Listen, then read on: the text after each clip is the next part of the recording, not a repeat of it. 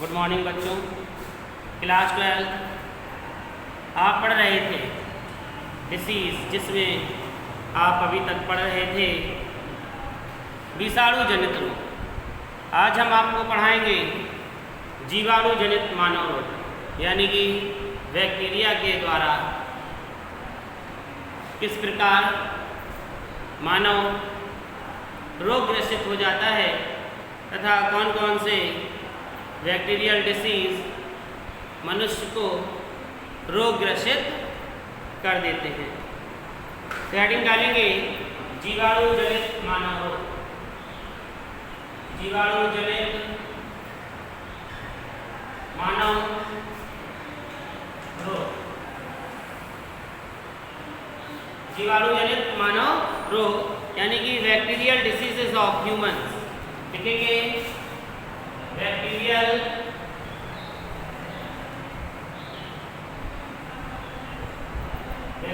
Disease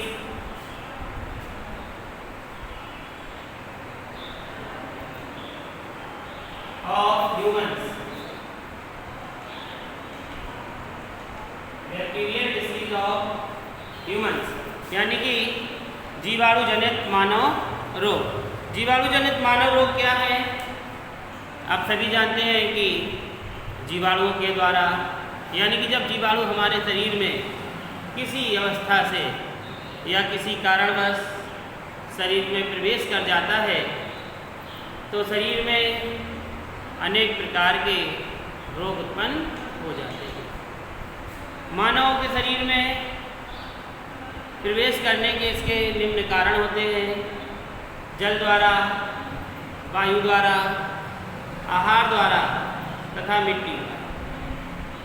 और ये शरीर में पहुंचकर निम्न रोग भी उत्पन्न करते हैं, जैसे हैजा, निमोनिया, रोहिणी रोग, धनुस्तांबन, मोतीझरा, प्लेग, सुजा आदि।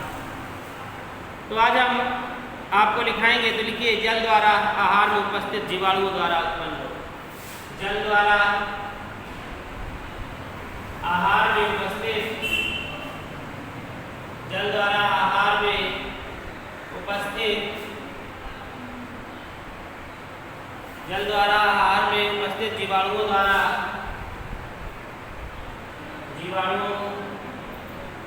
द्वारा उत्पन्न रोग।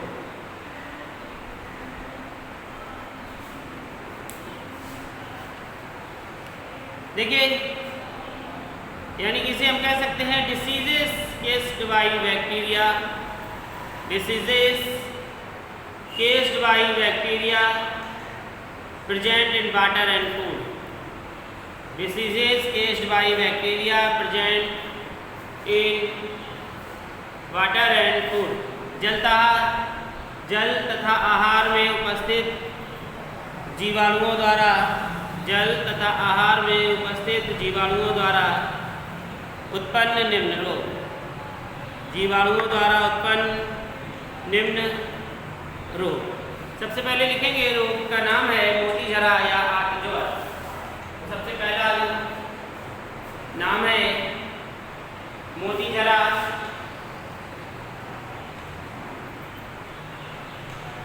मोतीझरा या आंत ज्वर।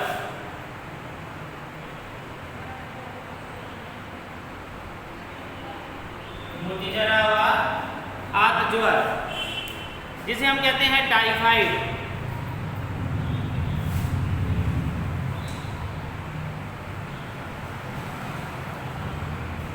जिसे हम कहते हैं टाइफाइड।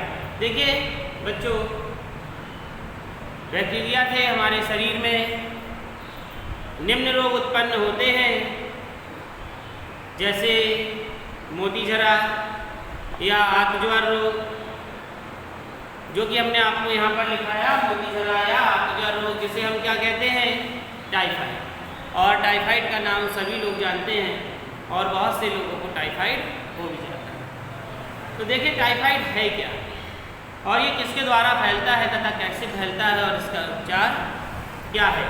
तो सबसे पहले समझेंगे कि इस रोग का रोग कारक, इस रोग का रोग कारक भोजन में उपस्थित, इस रोग का रोग कारक भोजन में उपस्थित साल्मोनेला टाइफी, इस रोग का रोग कारक भोजन में उपस्थित जीवाणु, इस रोग का रोग कारक भोजन में उपस्थित जीवाणु साल्मोनेला टाइफी होता है।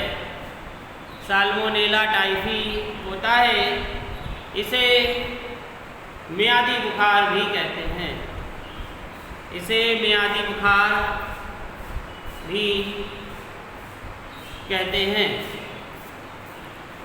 अब लिखेंगे संक्रमण, यानी कि ये फैलता कैसे है। संक्रमण देखेंगे, संक्रमण, ये संक्रमण कैसे फैलता है तो लिखेंगे यह रोग संदूषित भोजन, यह रोग, संदूषित का मतलब होता है दूषित भोजन, यह रोग संदूषित भोजन व जल, यह रोग संदूषित भोजन व जल एवं रोगी के मलमूत्र एवं रोगी के मलमूत्र व थूक द्वारा फैलता है। रोगी के मलमूत्र व थूक द्वारा फैलता है। इस रोग को फैलाने में, इस रोग को फैलाने में मक्खियों की अहम भूमिका होती है। यानी कि क्या समझ में आया कि जो मक्खियाँ होती हैं वह इस रोग को अधिक फैलाती हैं। इस रोग को फैलाने में मक्खियों की अधिक भूमिका होती है। ये मलमूत्र से जीवाणुओं को, ये मलमूत्र से जीवाणुओं को अपने साथ लाकर, ये मलमूत्र से जीवाणुओं को अपने साथ लाकर घरेलू खाद्य पदार्थों को संक्रमित कर देती है। घरेलू खाद्य पदार्थों को संक्रमित कर देती है। ये जीवाणु भोजन के साथ आंत में पहुंचकर, ये जीवाणु भोजन के साथ आंत में पहुंचकर आंत की भित्ति को, भोजन के साथ आंत में पहुंचकर आंत की भित्ति को क्षतिग्रस्त कर देते हैं। आंत की भित्ति को क्षतिग्रस्त कर देते हैं, जिससे खूनी नासूर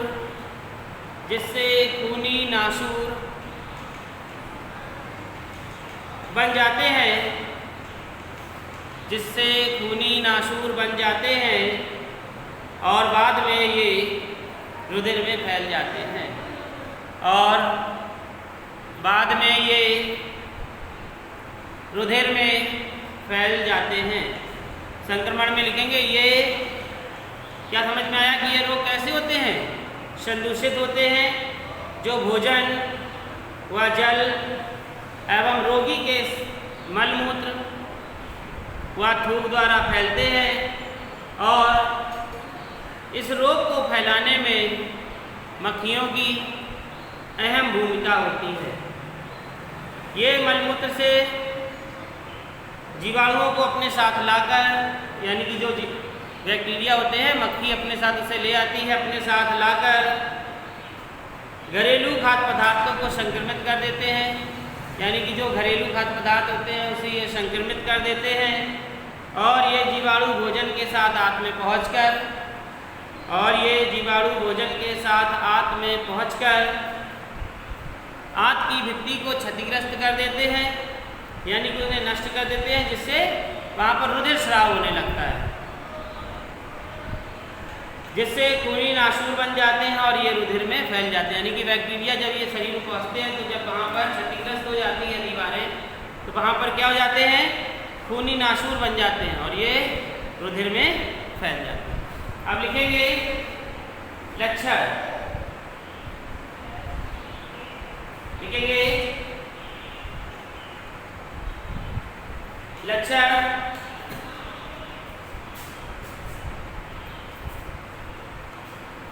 लक्षण में देखेंगे कि इसके लक्षण क्या हैं, क्या समझ में आता है। तो लक्षण में नंबर 1, रोगी के पूरे शरीर में, रोगी के पूरे शरीर में दर्द बना रहता है, रोगी के पूरे शरीर में दर्द बना रहता है तथा 101 फ़ारेनहाइट तथा 101 फ़ारेनहाइट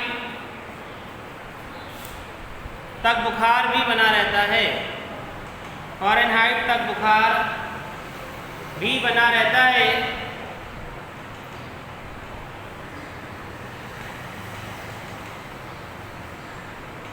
नंबर अगला, रोगी के ओठों व जीभ पर, रोगी के ओठों व जीभ पर पपड़ी जम जाती है, रोगी के ओठों व जीभ पर पपड़ी बन जाती है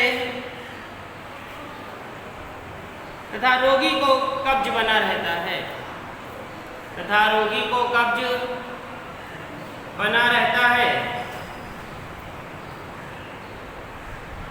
अगला पॉइंट, गंभीर अवस्था आने पर, गंभीर अवस्था आने पर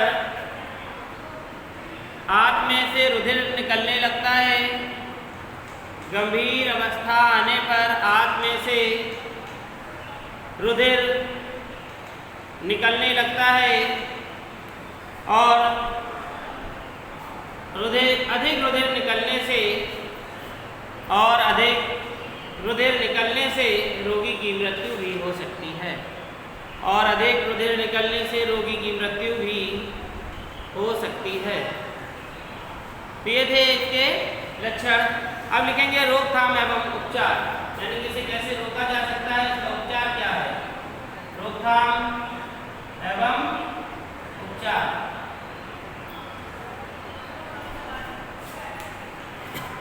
रोकथाम एवं उपचार में नंबर 1, मोतीझरा का परीक्षण विडाल टेस्ट से किया जाता है, मोतीझरा का परीक्षण विडाल टेस्ट से किया जाता है। नंबर 2, शिशुओं को टैब का टीका लगवाया जाता है, शिशुओं को टीएबी टैब का टीका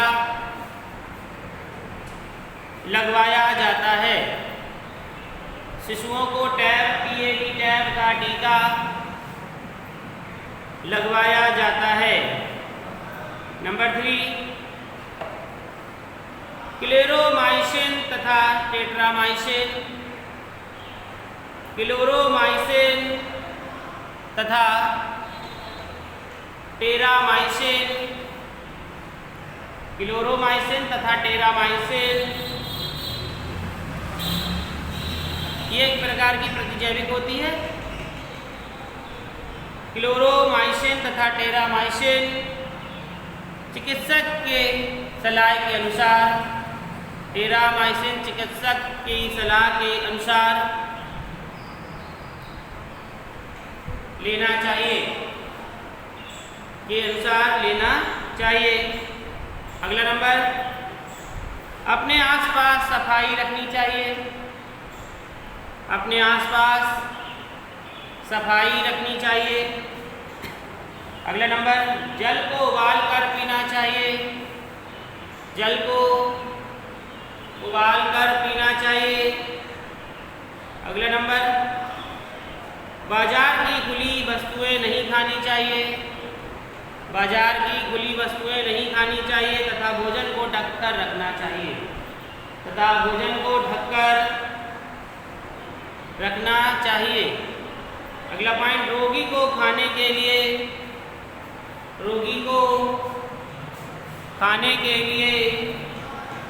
तरल पदार्थ देने चाहिए। रोगी को खाने के लिए तरल पदार्थ देने चाहिए। तो बच्चों, यहाँ पर आपने देखा कि मोतीझरा व हाथ ज्वार में किस प्रकार का रोग हमारे शरीर में फैल रहा है तथा उसमें किस प्रकार के लक्षण हमें दिखाई देते हैं और हमें उसका किस प्रकार से उपचार एवं रोकथाम करनी चाहिए। देखिए, जो इसमें विडाल यानी कि टेस्ट है, वो टेस्ट किस वैज्ञानिक ने किया? तो आपको बता दें कि जॉर्ज फर्नांड आई विडाल, इनका नाम है जॉर्ज फर्नांड आई विडाल, यानी कि 1896 ने मोतीझरा परीक्षण के लिए विडाल टेस्ट निकाला था। मोतीझरा परीक्षण के लिए विडाल टेस्ट निकाला था। ठीक है, तो ये थे जीवाणु जनित मानव रोग, जल द्वारा आहार में उपस्थित जीवाणु द्वारा उत्पन्न रोग। ये मोतीझरा था, आपका ये टेस्ट है जीवाणु द्वारा हमने आपको बताया। कल इसके बाद हम आपको अगला इसका रोग बताएंगे।